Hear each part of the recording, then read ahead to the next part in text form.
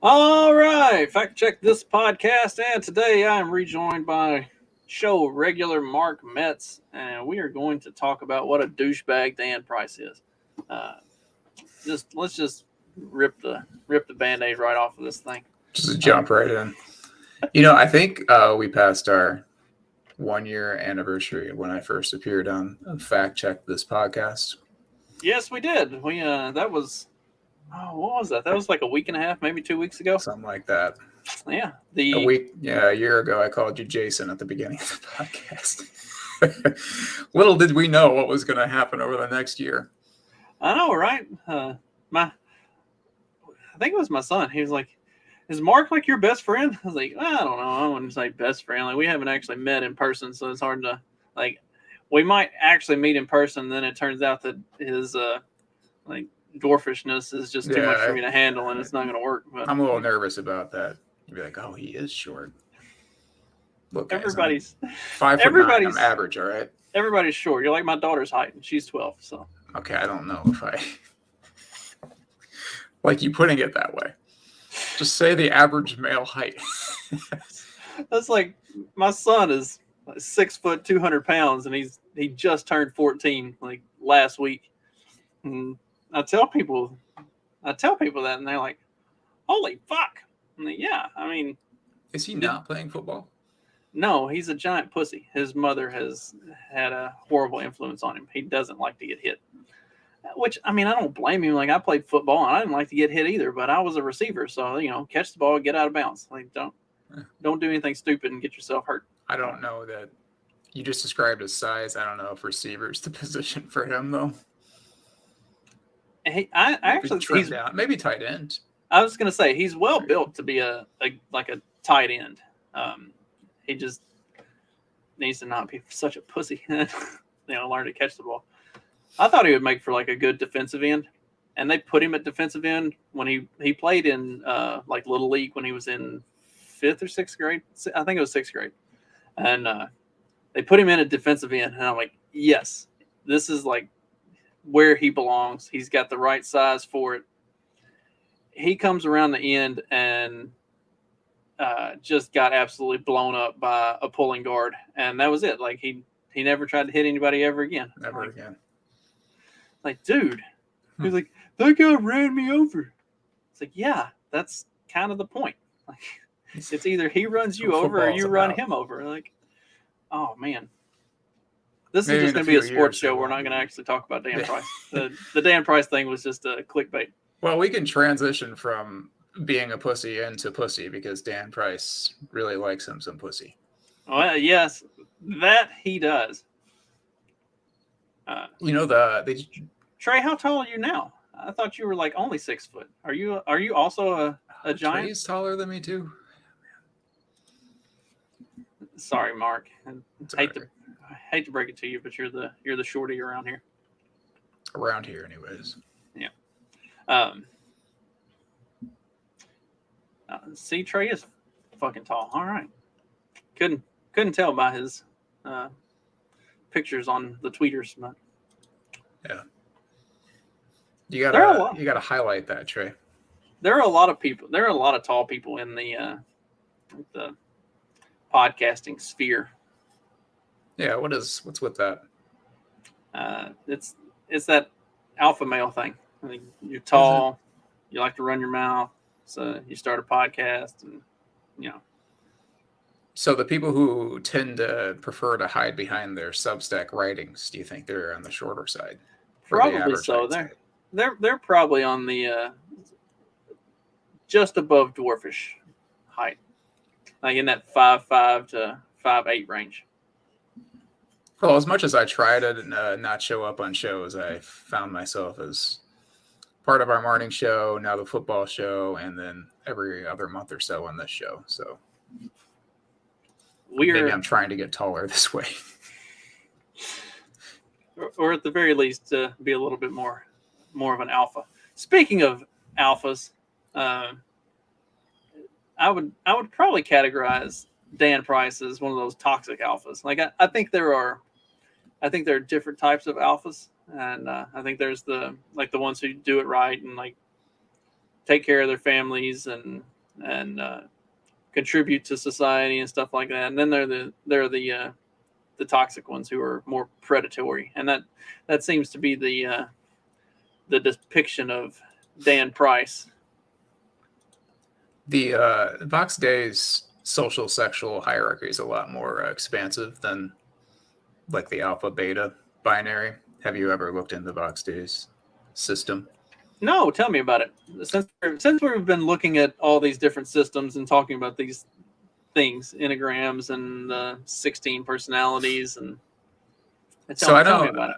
I need to look into it more, but basically, like, very few men are alphas in his system, and most there are quite a bit of Bravos, which is obviously below alpha, and it's not even like being a beta is a bad thing, whereas like being a Bravo isn't a bad thing at all. And then after that, you have the deltas, which are basically your work a normal job kind of guy, like a pretty basic dude who's a good guy, but is kind of like just on the labor line. Doesn't really have much as far as full philosophical thoughts or anything like that. And then you have like the Sigma, who's sort of like an alpha, but isn't necessarily. He's like a lone alpha. So like the normal alpha is like the leader of men, whereas the Sigma is more of like the lone wolf who displays like alpha tendencies. But he likes to kind of like keep to himself. And then the worst possible male is the Gamma male, who is basically the guy who tries to play the role of the white knight for women and tries to kind of like sneak his way into sexual escapades with women. So Dan Price might be a Gamma with certain alpha tendencies as far as being the head of a company. Would we really call him the head of anything, though? I mean, let's talk about that. And what do you think of his management style and his leadership style? It's kind of it's a very, I don't know if laissez-faire is the correct explanation of the way he's run that company, but I remember when he first came out with the $70,000, like everybody makes $70,000. Then you had people that had been there for a long time and people who had been there for 3 weeks that were all making $70,000. And the ones who had been there for a long time and who had actually proven themselves were all pissed off. They're like, hey, what the fuck, dude? Like, you're basically telling us that we're not as valuable as the people who have accomplished precisely jack shit. And that's always kind of the thing. Like, if you go and you set a minimum wage for something, then you've suddenly offset everything that's built to that wage structure. It was an interesting thing that they did with TJ Maxx at the distribution center when I was working there. They announced this big new wage scale. They raised their starting minimum wage or the starting pay for the DC to $17. Well, so you had people who had been there for X amount of time that had worked their way up to $17, and so but in order to offset that, there was a certain percentage increase for the different current pay scales. So if you already made $17 and had been there for X amount of time, then you got this percentage of a raise. If you were making such and such amount of money and had been there for so many years or whatever, you got this other percentage. So they offset it where that if you had been there and you had proven yourself, you got more money. You weren't making the same as the dude who literally just walked in yesterday. So that they did it right. It was, yeah. Obviously, people still bitched, but and because I'm a numbers junkie, I actually broke down the math for a couple of my employees who were kind of mad about it, and I broke down the math and showed them how actually they were coming out a lot better. Like if you took the original starting salary and then the increase to $17 versus what their salary before this to what their increase now is, like they they came out ahead. Like once you got to look at the math, it made sense, and it was rewarding people who had been there for a long time. But again, like Didn't Costco do the Costco CEO came out a few years ago and like said everyone's going to make $19 an hour or more, right? Like when you add that more or more in there, especially when it's an hourly wage, it's not necessarily as bad as you're coming in and your base or the minimum wage is 70 grand. Well, that's like a lot of places do like an incentive type of a structure. Like you can start at this much, but once you hit a certain number of days, then you can get a raise. And if you meet these other like thresholds and stuff, you get additional raises. Or if you want to work an off shift, you get more money. So like they have ways of incentivizing that stuff to you can. I don't understand why anybody's working for less than $15 anyway. Like there aren't good jobs that pay less than that.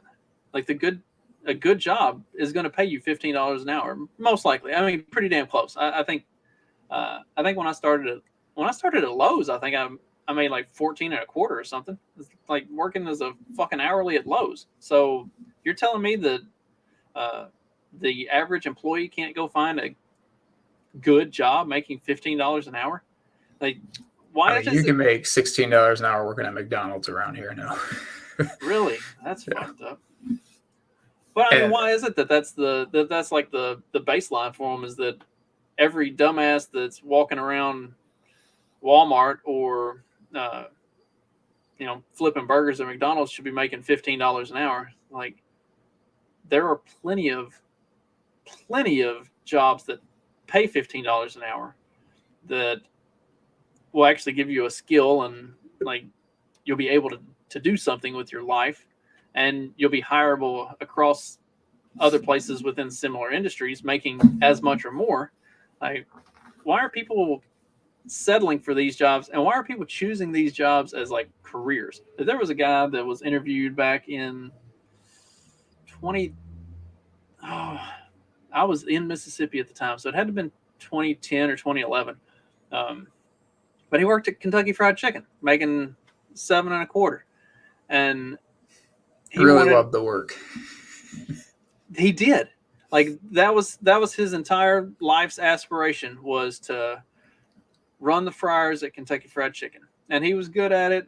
But like that's what he wanted to do, and he felt like he should be paid $15 an hour, minimum wage, a living wage, to do what he loved and wanted to do. Like, dude, maybe have a bigger dream. Like, I don't know what to tell you. Like, okay, that's all well and good that's like what you want to do, but at some point your personal decisions have to come into play in this whole thing. And it's like, if that's what you want to do, cool. That means that you're going to make $7 and a quarter. Like, you might bump up and make 12 as an assistant manager one of these days. But then you might have to give up frying all that chicken. You might have to actually go, work. Terrible. I don't know. Maybe fry some chicken on the side too. Start your own little side gig. Yeah. You love it so much. I mean, when I worked at that residential organization, like our wages were a lot lower than, and this is like, I hate when teachers talk about how they're underpaid when they get the entire summer off. Like, whereas we actually worked with kids, and these kids were a lot worse than the classroom kids, and we didn't get summers off, and we had salaries and hourly wages that were way less than teachers make. And we were the staff that would have to come in and remove the kid who was causing the problem in the classroom so that the teacher could do their little cushy job and throw some sort of PowerPoint up on the screen in front of the kids and teach. But there's not a lot. I mean, that's like a branch of social work, and there's not much money in social work at all, which is why I never pursued a degree in that, because that would just be ridiculous. Although I'd probably get most of it forgiven at this point. All right. So back to Dan Price. So, you and Steven did the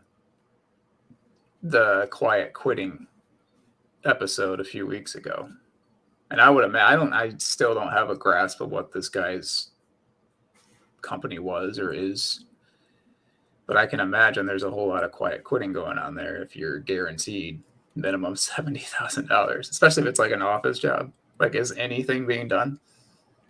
I'm saying it's gravity payments. I'm not really sure what they do. There is some interesting information on Dan Price in terms of gravity payments. He did an interview where he told him that he sold all of his stocks. He emptied out his retirement funds. He mortgaged off all of the properties that a couple of the properties that he owned. Like, he did all of this so that he could dump all of this money into his business. And then later it turned out he didn't actually mortgage those properties, or like he did some of the stuff that he said he did, but he didn't actually. He already had a disposition for being a little bit douchey. And then we get this impressive article, if I can remember where I put it. I did not realize until I read this that this saga went back to like 2015. So a lot of these accusers like go back almost 10 years. And it's all like kind of coming to a head. Well, that's a better phrase. Such an interesting choice of words there. Yeah. Also, this made me want to cut my hair. I'm not going to lie. Well, your hair isn't quite that long yet. That's true. You can just tell he's a creep. So, Dan Price, lifting someone out of poverty is the most effective antidepressant in the world. Social allows him to control the narrative, a former employee. In the unlikely event that you were falsely accused, remember that it will be much easier for you to overcome false allegations than it will be for actual victims to overcome the trauma of harassment or assault. That's Dan Price on a LinkedIn post. I'm tired of being... Huh? Do you have a LinkedIn? I do have a LinkedIn. I do, but I wouldn't know how to log in. It's been the longest time since I've been on there. If I ever accidentally get logged out, I'm not sure that I would be able to log back in. But as long as I remain logged in, I will remain logged in. One of those thousands of tabs, then. I like this quote especially. I'm tired of being the head of the harem, a former girlfriend.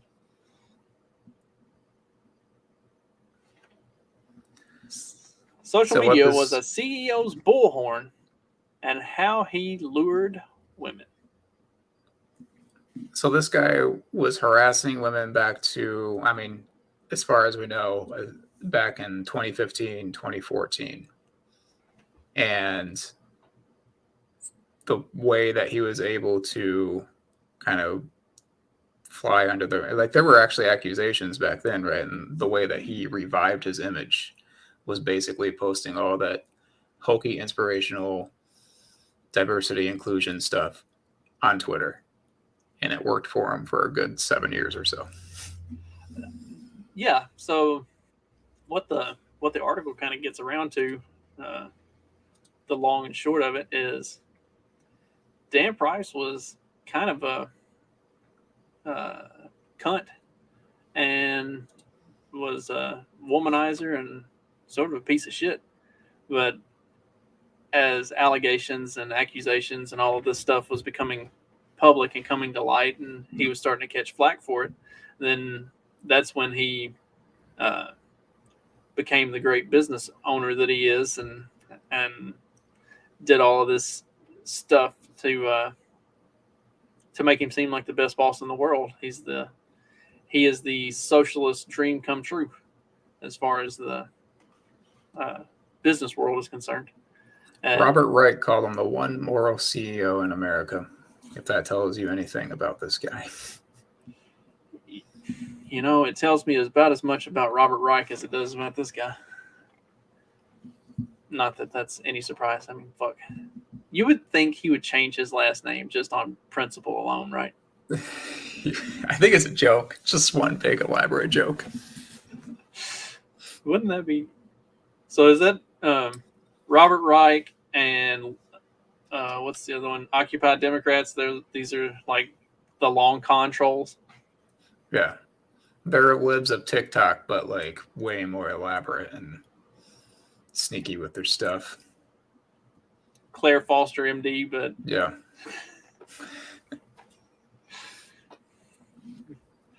The best follow on Twitter, by the way. If you do not follow Claire Foster, MD, I don't know what is wrong with you. You should definitely be following her. Also, Dr. Ann Lesby, you should check her out as well. I don't know her. She's good stuff. These are entertaining accounts. One of the episodes that's described in here of him sexually molesting a woman, she had like a history with the Vegas shooting, which was very odd to me because everything surrounding the Vegas shooting is raises red flags. Do you recall this one? The Vegas shooting? No, like this. Well, obviously, yeah, but this woman's like weird connection with it, where how she was like, was it that she was like in that same hotel on that night, or? Yeah, I think that's right. So that kind of made like raise some red flags. I don't know, just like I said, anything associated with that. Like, all right, is something like deeper going on here, or did she just happen to be in the wrong place at the wrong time? I mean, it is Vegas, so there were probably a whole lot of people in that hotel that night. Yeah. Let's see. So he has recently resigned after all of this stuff has come out. He resigned as CEO of Gravity Payments, and he wrote that he did so that he because he thought he had become a distraction, and that he needed to focus full time on fighting the false allegations made about him. So, which means posting more inspirational things on the socials. Right, like it's like the one that you read off earlier about fighting against your allegations, and yet all the actual victims will never see their day, see justice or whatever. And like you were saying, like the crazy thing is these allegations and stuff have been coming out since 2015. Like this isn't new. Like he's been able to sweep it under the rug for however long, but it's like none of this is new. And how, I guess, how frequently is it that we've seen this as being like a common theme for some of these like really woke, progressive, like champion of the people type CEOs? Like they're actually like not really the champions of humanity.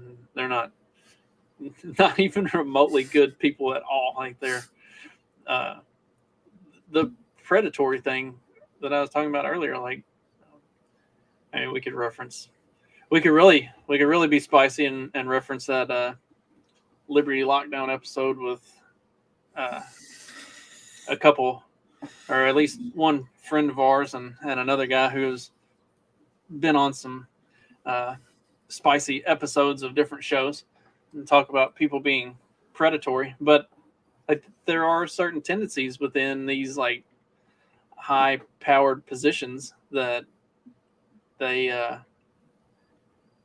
tend to go after people, especially women, or I guess in Dave Portnoy's case, gay dudes, but whatever.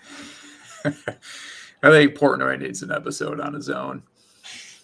We'll do that on the on Clock Management. Yeah, there we go. And then a lot of them, like, someone's gonna like read the story and see like what he's been posting on Twitter and everything. And they're like, "Oh, what a hypocrite!" But I think a lot of these people are just they believe so much in their like white nice status. It's like a psychological like thing that happens to them where it's like, how dare you like not give me what I want after I've done all of this for you? Like they're true believers in quote what they're doing in a sense, in that they feel like they have sort of saved these women's lives by posting on social media. So it's not just like a hypocritical thing that he's doing. It's much deeper than that. He is literally a predator. Well, and even his pull this back up real quick. There's like quotes and stuff from his ex-wife. His ex-wife gave a TED talk in October 2015 where she described the relationship as abusive. He got mad at me for ignoring him and grabbed me and shook me. He started punching me in the stomach and slapped me across the face. She recalled once locking herself in a car, afraid that he was going to body slam her to the ground again or waterboard her in their upstairs bathroom like he had done before. This stuff is like going back a ways. Yeah, I'm an abusive person, but I would never do anything like that to my wife, and definitely not waterboarding. Like even I have lines I won't cross. Liz Cheney and Meghan McCain, on the other hand, they're all for the waterboarding, but like some of us are decent human beings. You think Meghan McCain waterboards her husband? He probably asks her to, honestly. It's probably a weird fetish that they had. I don't even want to think about that. He let her keep the name McCain, so he's definitely a cuck. Like he is not an alpha or a bravo or even a delta. He's probably a gamma as well. Is that even a gamma? Like at that point, I'm trying to think. There are other ones. I got to look back into his system. I think he's writing a book on the whole system. So, what is this called? Box Day's social sexual hierarchy. Of course, it's sexual. It's very Freudian. One of the other weirder aspects of this story is that guy who, he was going to start a blog on Dan Price's CEO practices, but then he comes across all of these allegations, and instead the blog kind of like turns into a place where these women can kind of like anonymously contact this guy and tell their experiences. It's kind of and I think he's starting to like now, like with their permission, publish these women's names, but the blog's been going on for several years. It's kind of an odd part of the story. Wow, there are a lot of these. There's a Zeta and a Lambda, Omega. Oh, Omega is another one that's kind of similar to a Sigma. I may have got them mixed up. Although Trey seemed excited to be a Sigma, so. No, I think it looks like you got Sigma is the introverted alpha, and Omega is the polar opposite of the alpha. They're outcasts, nerdy, clingy, tend to be avoided by everyone, undesirable or damaged, unattractive. So Uncle Ted Sigma, probably. Yes, Uncle Ted was definitely a Sigma. What are you, a Sigma? You kind Me? of, or you? Probably a Bravo / Sigma, if I'm being honest.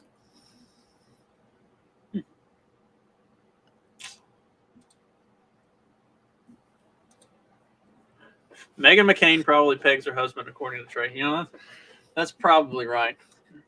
Probably accurate. Yeah. We're all over the place today. All right, back to Dan Price. So yeah, I don't know what else there is about this guy. I know there's been all kinds of stuff that's come out about him, and somehow he's still like, he has managed. All right, so this is, I think the story of Dan Price is like the power of social media and being on the right side. So this is that's interesting because there are people, and to an extent, obviously I would like differentiate right and left this way, but I can't strictly base right and left off of hierarchy, because the only way that this guy is able to kind of get off so far. I keep using this. Be able to escape these allegations this long, and I mean he's still kind of free right now, is because he is at the top of a certain hierarchy based off of today's sort of assigned virtues. Right, like the tale of Dan Price and the fact that he has been as successful as he's been, and the fact that he is as much of a absolute darling as he is, in spite of all of this crazy shit. Even, and I mean, especially in the Me Too era, is that he checks all the right boxes and he utilizes that social media presence to be this thing that everybody loves, even though, like, if you look beyond that surface level, they should absolutely hate him. Like, he should honestly receive like Harvey Weinstein and all of the others that got Me Too'd out of existence. He should be getting that exact treatment, and instead, like, he's capitalized on the TDS crowd and the Democratic Socialist, the taking care of the little man. Like, he has managed to create this brand of his own personality that has somehow superseded all of the horrible shit that would otherwise get him canceled in today's society. Like, it's a wild fucking success story. I don't. And I should say it's definitely not natural hierarchy. It's a manufactured hierarchy. Yes, and I think that that kind of gets to the larger issue in society today, is that a lot of the hierarchies are artificial. Like when we're talking about the alphas and the bravos and the sigmas and stuff like that, like those are natural hierarchies. Like that's human beings kind of grouping themselves into their own behaviors and power structures. Whereas what social media has created is this thing where, and mass media in general, because it's kind of a combination thing. Like if you, as the the Dan Price example, like if you get the right people backing you, then that translates into Today Show interviews and New York Times pieces that aren't hit pieces like this. Like he's had a lot of glowing reviews in New York Times and other publications about what a great guy he is. So, and like this gets no coverage at all. They don't talk about this. Like anything that if you look up stuff on Dan Price, it's mostly going to be all the great things that he's done and what a incredible boss he is or was, and such a humanitarian and all that stuff. Like it's a manufactured hierarchy that is manipulated by people who are driving a narrative, as opposed to people who are actually deserving of power and status. I was having a conversation one time with one of probably my most lefty friend. I don't know if we're probably still friends. I haven't talked to her in a while. She's a little nuts. Somehow we were talking about like affairs within marriage, and I can't remember. We were talking about friends of ours or associates of ours who experienced it, and she's talking about how awful like this guy cheating on his wife with another woman was, which obviously that's a terrible thing. Don't do that. And somehow I flipped it on her, and I was like, so say this guy is cheating on his wife with a man because he's a closet homosexual. Like, what are your thoughts on that? Because in my view, like, it's equally as bad. And she goes, well, that's different though, because clearly he was hiding some sort of he didn't know who he was or whatever when they got married, and he couldn't live with himself any longer and had to act out on it. So I think that the wife should be more forgiving in this case. And that to me is sick and gross, but this is kind of how the lefty mind works, in that guy fit into sort of the false virtue that's propagated upon us. Therefore, he needs to be excused. And this is kind of how Dan Price gets excused for the things that he posts on social media. Well, I mean, I lived through that shit. After I got divorced, my ex had told the kids that I hated her because she was a lesbian. I was like, no, I hate the bitch because she cheated on me for literally years. I was like, I don't give two shits who she's fucking behind my back. It was the fact that It's just the whole act itself. Yeah, that was going on. Like, I don't give a single shit about who it, the gender of who it was. I don't care if you were actually found ET and were fucking him. It's the fact that, like, we're in a committed relationship and that's going on. Like, that's what really pissed me off. Yeah, it is interesting how that, I mean, and Trey even touches on it here in the comments. He says even sports can be an artificial hierarchy to an extent, and that's true. I mean, we have seen kind of the way professional sports, especially, have created this artificial hierarchy where, like, a lot of these professional athletes, while they are impressive physical specimens, like, do you think they're actually good at anything?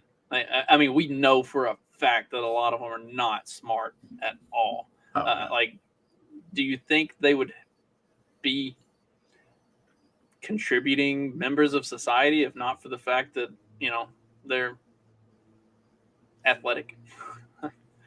I mean, I'm sure they could be trained for physical labor or something, but that's racist, obviously. Most of your, like, good coaches who used to play were not the most talented or skilled, like, in their field of play, right? So, like, the good coaches are the ones who were the gritty, sort of unathletic ones, but had to work really, really hard to get to where they were at. Like, you see, like, who's like a coach who played who was great playing, but was not a good coach. Like Larry Bird, the great player, wasn't the best coach. You see, like, Michael Jordan, he's a good businessman outside of basketball, but he's a terrible GM. You would think that Jordan would be a good businessman inside of basketball, but no. I mean, Herm Edwards was a pretty good NFL player. He has been an abject failure as a coach. Like, I mean, he's a great inspirational dude, and I think going to coach at the college level was probably the right move for him because he can have more success as that, like, being a great inspirational dude. Whereas at the NFL level, like, he was abysmal because he didn't know what he was doing. Like, it's funny, we call the show and the blog Clock Management. Herm Edwards literally had an assistant coach whose sole job was to tell him how many timeouts he had and what the time on the or the game clock and play clocks were. Like, that was it. He had an assistant who did nothing but manage the clock for him. Like, they obviously not a great, not a strong suit. Yeah. No, you can get away with a little bit more in college if you were a great player because, I mean, college, it's a lot about recruiting. And if you have a name, you're going to have, like, a 5-star athlete perhaps want to play for you because of what you did in your playing career. Yeah. But even then, like, it shows on the field if you are a good coach or not. Well, and that's kind of one of those, I guess coaching in the collegiate and professional sports leagues would kind of be the juxtaposition of artificial and natural hierarchy, because you see the two of them kind of clashing with different coaches and stuff like that. Like Trey mentions Jason Kidd, but, like, I wouldn't put Jason Kidd in the category of, like, one of those great players. Like, Jason Kidd, don't get me wrong, Jason Kidd was a great player, like easily top 5 point guards of all time. But it wasn't because he was, like, psychotically athletic or anything like that. Like, he could see things that normal people couldn't see. I would say that his biggest issue in coaching is he doesn't necessarily know how to work with people. Yeah. Well, and, like, where is it that John Stockton works with a college program somewhere, and, like, it's a small program, but they're very successful for what they do. And but Stockton is like one of those quiet, just like good dudes who treats people right and does things the right way. Like, so you get, even with that, you get to see the different ways that some of those things play themselves out, and Stockton would probably have an opportunity in the NBA if he wanted to, but that's not who he is as a person. And the coaches who have climbed their way into the top of the hierarchy, both in college and pro, even like guys who are retired now, their assistants who works like directly under them are getting jobs over people who may be better coaches simply because of their association with someone who climbed to the hierarchy. So you have one coach, Bill Parcells, right, who earned his way to the top. And some of his assistants definitely have panned out, like Belichick and Sean Payton. But then you have like Charlie Weiss, who got a job because he was associated with Parcells and Belichick, and he turned out to be not a good coach at all. But yeah, you see that with the Belichick coaching tree quite a bit throughout the NFL. I guess you see it a little bit with the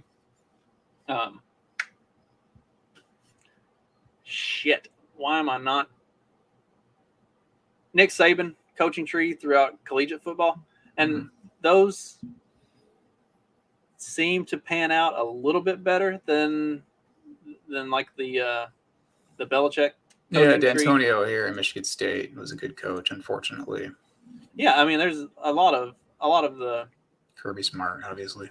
Yeah, a lot of the college coaches who have come out of like the Nick Saban tree have been really good. So again, you get to see the way these different things sort of work and play themselves out. But yeah, I mean, social media has really kind of created this artificial hierarchy in general society that doesn't allow for natural progression of those who should be actual leaders. Like it bumps people up into those elevated positions based on some dumb bullshit, like what Dan Price just fills his social media streams with to keep people loving him when they should objectively hate him.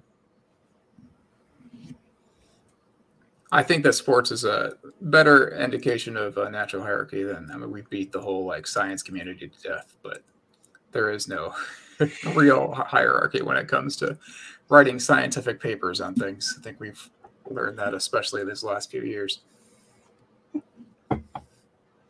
Yes, absolutely. All right.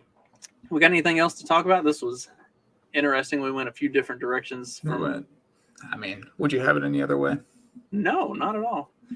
I think the next time we do this, we need to talk about your socio-sexual hierarchy. We'll do we need to look into that some more. And we'll do that alongside the 16 personalities and the enneagrams, and we can just like figure out like I'm a, what is it? What are those letters? I said them the other day, and I don't ever remember what they are. ENTJ 8 alpha. Man, I'm like. I thought the A was assertive in that specific thing. It might be off on that one. It probably means. Oh, no. I was combining all of them. Oh, okay, gotcha. The A and the ENT alpha in the social sexual hierarchy. Gotcha. Yeah, I'm the ENTJ 8A. So I'm like the Uber alpha. I'm the Giga Chad. Holy fuck. The last time I took something, it was basically, you are the moody artist. And I was like, oh, boy. That's why you do a Substack. Oh, this was fun. We'll definitely follow up with all that stuff. Yeah, we bring Trey on for that one. He seems to know his stuff. Yeah. That'll be a lot of fun. I don't know if that I might have to dye my hair even blacker, though. That's a lot of ginger on one show. But we'll give it a try. The audience. For our viewing audience, anyway. All right, this was fun. Everybody have a great rest of your day, and check back. I don't know, whenever the next show is. Thanks, Jason.